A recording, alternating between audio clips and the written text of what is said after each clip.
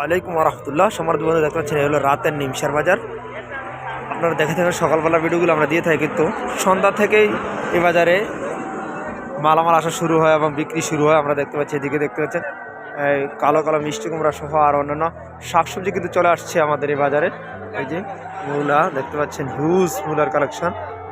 এই যে এছাড়া রয়েছে আর অনেক পালং শাক সহ, পালং শাক, লাল শাক, মিষ্টি কুমড়া সহ আর অন্যান্য কিন্তু শাকসবজি আমরা দেখতে পাচ্ছি চলে আসছে এই সন্ধ্যাবেলাতেই। আমরা যদি লক্ষ্য করে দেখবো মিষ্টি কুমড়া শাক সহ অন্যান্য বিশেষ করে শাকসবজি শাকগুলো কিন্তু এই সন্ধ্যাবেলা চলে আসছে। আমরা দেখি মিষ্টি কুমড়া, লাল শাক দেখতে পাচ্ছেন, হিউজ কালেকশন কিন্তু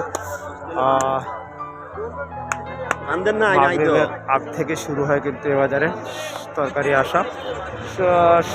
পরের দিন সকাল 11টা পর্যন্ত কিন্তু চলমান থাকে বাজারটা। আমরা যদি একটু লক্ষ্য করে দেখবো, এই যে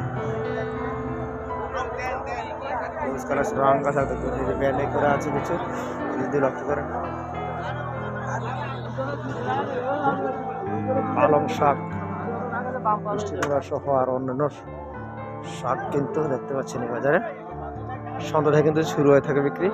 বিভিন্ন জায়গাতে কিন্তু গৃহস্থ নিয়ে আসেন এই শাকগুলা। সন্ধ্যা নাগাতে শুরু হয় শাকগুলো আসা, আমরা দেখতেই পাচ্ছেন আপনারা। যারা তরকারি নিয়ে ব্যবসা করতেছেন তারা চলে আসবেন নিমসার পাইকারি সবজি বাজারে। প্রতিদিন সন্ধ্যা থেকে শুরু করে পরদিন সকাল 11টা পর্যন্ত কিন্তু চলমান থাকে এই সবজি বাজারটি। এখানে কিন্তু হিউজ কচু কালেকশন দেখতে পাচ্ছি। এই যে কচু, লম্বা লম্বা কচু কিন্তু আমরা দেখতে পাচ্ছি, তরতাজা একবারে কচু। এগুলা এই কিছুক্ষণ আগে কিন্তু আনা হয়েছে। প্রতিদিন সন্ধ্যাবেলায় কিন্তু এই সবজিগুলো, শাক এবং সবজিগুলো আসা শুরু হয় এই নিমসার বাজারে। পরদিন সকাল 11টার মধ্যে কিন্তু চলমান থাকে। আপনারা দেখে লক্ষ্য করে দেখবেন, এই যে প্রচুর পরিমাণ ক্ষীরা দেখতে পাচ্ছেন। ক্ষীরা কিন্তু প্রচুর পরিমাণ, এগুলো কিন্তু এখন থেকে কিন্তু বিক্রি শুরু হয়ে গেছে। পরদিন সকাল 11টার মধ্যে কিন্তু চলমান থাকবে বাজারটি।